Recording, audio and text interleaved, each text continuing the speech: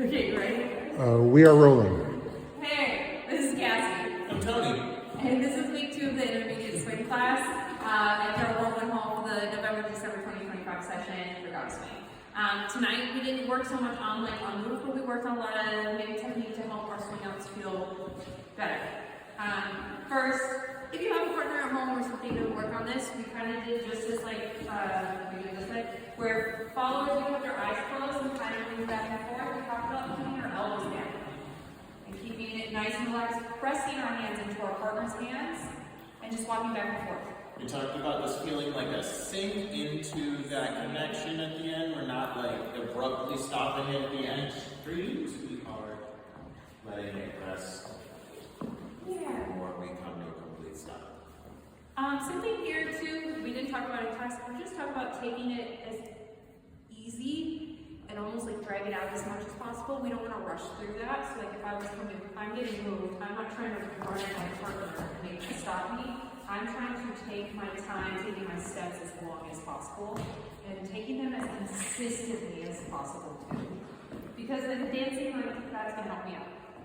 So, a little tidbit that was added on that you didn't get in class. Now, the next thing we kind of talked about, there were some pieces that went together, so we talked about a lot of things.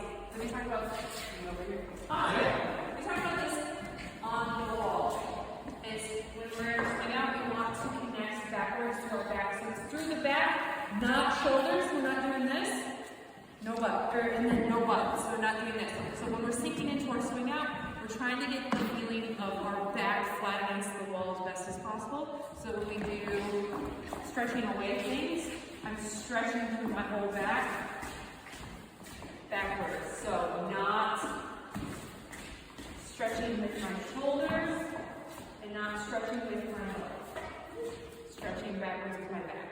And keeping my feet underneath me as much as possible. Yeah. Shoulders, knees, and toes, knees and toes. And these we talked about using essentially grabbing like a door handle or wall frame, something like that, as a way of kind of feeling the like stretch, that like building of that connection, so that when we get to 3 and 4, you've built up that tension to release 4, 7, and 8. And how it's essentially kind of like, it's like a car, you don't abruptly stop in traffic, you kind of have to hit the brakes slowly and stuff like that. Yeah. And then we worked on swing outs and just making them as linear as possible. So we started, Just something close. okay, we really did 1, 2, 3, and 4. Trying to get right in front. Yep. There you go. 1, 2, 3, and 4. And keeping it as close as possible. 5, 6, 7, 8.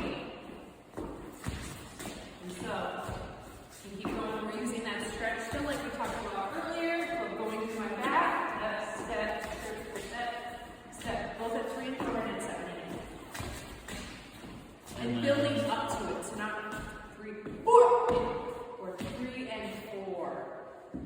And then we talked about staying close to each other, so lead, send your follow directly past you, and get out of the way. Make sure that you're creating space for them to walk in line, and that you're catching them and redirecting.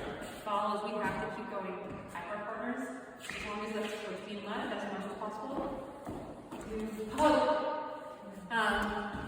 And also staying as close as possible and keeping our momentum going. So like kind of that first walking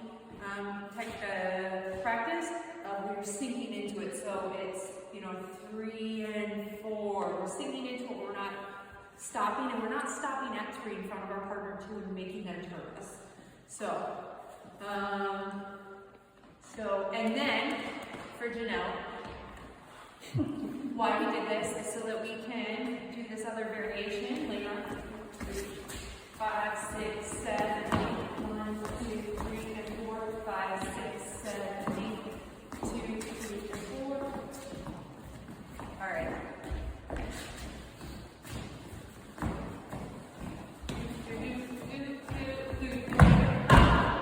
So, we will work on that part next week, but we can't do that without this being really linear and close. So, come back next week so we can get to cool stuff. And you did great today, so keep it up. Wow.